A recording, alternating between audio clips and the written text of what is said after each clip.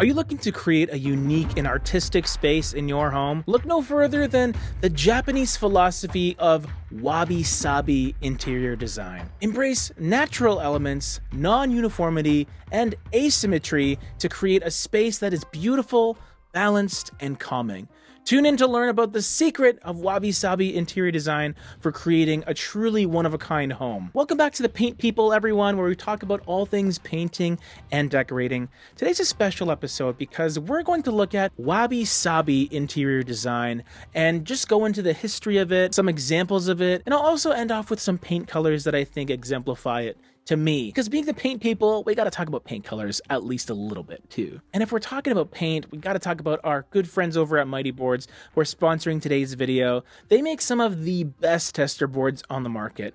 And testing your paint colors before you start painting your room is very, very important. You want to make sure that you're picking the right color, and the only way to do that is to get a large Mighty board to test on. Don't rely on tiny little swatches that are maybe a square inch of the paint color. You need a large paintable surface to use so you can really see what the color is going to look like once it's painted onto the walls. I love Mighty boards because they hold the paint really, really well. They're flexible. They're not going to bend and warp, so the color is going to look really, really nice and uniform. Honestly, I can't recommend them enough, so I'll leave their information in the description down below. And thanks again, Mighty Boards, for helping us out with this portion of today's video. So what's really cool about Wabi Sabi is it was based out of a philosophy rather than just a design style. I sometimes compare it to the concept of hygge, which is often compared to interior design, especially Scandinavian design, but it's really more than that. It's more of a philosophy.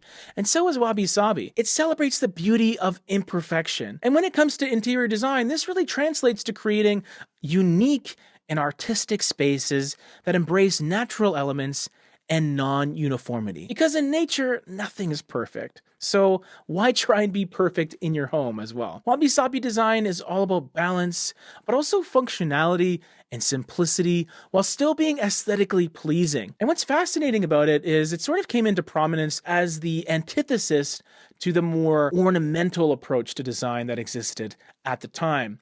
Not unlike how minimalism and modernism is sort of against abundance and just big grand design gestures. It's more of a stripped down approach to design. Wabi Sabi does that as well, but in its own unique way. Now, even though it seems like you can be a bit haphazard with how you approach a Wabi Sabi home, furniture and accessories should still be chosen with thoughtfulness and intention. Like I said, natural materials such as wood, stone, and clay are usually preferred, and also uneven surfaces and subtle textures are always encouraged. So if you have a wall that is maybe made out of concrete, don't bother smoothing it out. Just leave it rough. Leave it nice and unique. And also it just gives you some dimension to look at and touch. It just helps round out the whole design really beautifully. You can also play with asymmetrical shapes as well, and also asymmetrical arrangements. So you don't need a perfect mirror image in how your room is laid out. You can plop things in more interesting places and just play around a bit more. As a whole, overly manufactured patterns and bright colors should really be kept to a minimum because the whole space should feel a little more calming and earthy. The more vibrant you go with your colors, the more exciting and passionate it can be, which can sort of create the opposite effect. You can still have color hue. You can still have a variety of different colors present, but maybe in more subtle or muted tones rather than overly saturated ones. The lighting in Wabi Sabi spaces should be warm and inviting for the most part.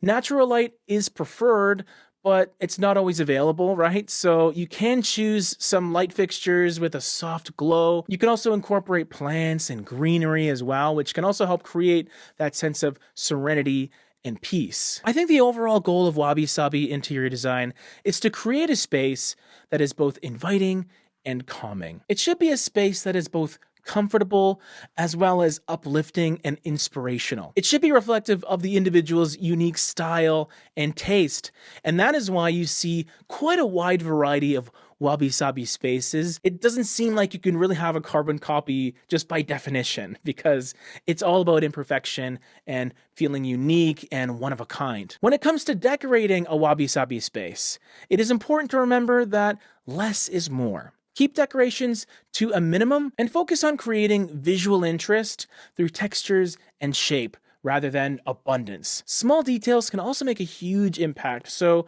choose items that have a special meaning to you, that you have a really strong connection with, those conversation pieces that you can incorporate. That will help bring a sense of joy to your home. Incorporating those personal items like family photographs and handmade items, that's all encouraged. Because if you don't have any of those pieces and you just have a bunch of concrete and clay, the space may feel a little more sterile and cold, and that's kind of not what you're going for here. Accessorize with things like plants, flowers, and natural artifacts like shells and feathers and things like that. Those small details really make all the difference. Those little bits here and there. You don't need a ton of them, but just in those pockets where something's missing, you can kind of fill those gaps with those fun little feathery thingies that I like to use in my house.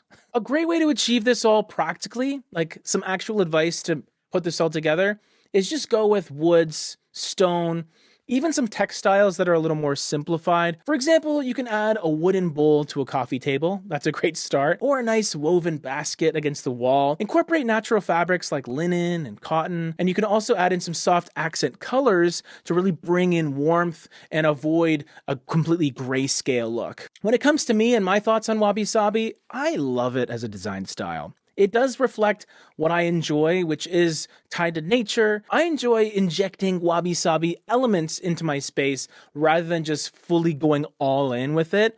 I also do the same thing with Japandi as well, which is kind of interesting because they're both Japanese inspired, but I also have a dash of boho here and there if I want something a little more fully fleshed out, colorful, and fun. I'll leave you with 3 Sherwin-Williams paint colors to get you started on your Wabi Sabi journey. I'm so excited for you. The first one is Loggia, which is Italian, and it's essentially a light stone gray. On the warmer side for sure, very earthy and natural looking. The next is Silver Strand, which is a little more of a green gray. To me, it's just a cool gray in this circumstance. It has a metallic sort of feel to it. Also could be a stone gray, concrete kind of color, all that good stuff. And the third one is another kind of mid-tone color. It's called Artistic Taupe. And this color introduces a bit of a red, kind of a pinky quality that is very, very subtle, but also taupe leaning. So it's kind of brown, a bit of gray, but you definitely have that red, earthy quality to it as well. Just gives you 3 different approaches, 3 different looks, but all very muted and desaturated. If you want like a full-on Wabi Sabi color palette, let me know in the comment section below and I'll put it together for you all. Here's another video that I think you'll really, really enjoy, so check me out here.